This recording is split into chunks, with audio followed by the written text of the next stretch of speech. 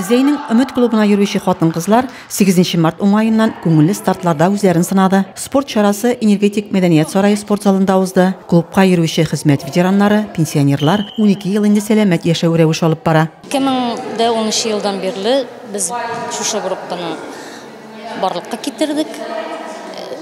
Монда 55 яшьтән югары яшьтәге әбиләр, апалар йөриләр. Безнең төркем башланганда 60-тан артык апалар йөри иде. Менә былтыр инде пандемия аркасында әзәйделәр алар.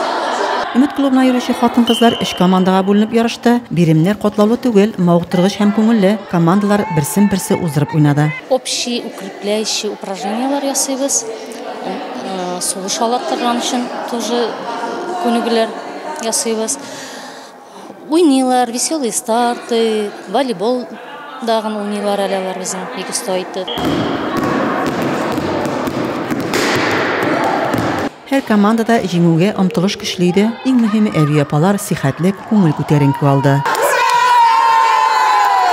Резима Кашапова, Александр Тимофеев, Ангелина Санникова, Зей хәбәрләре.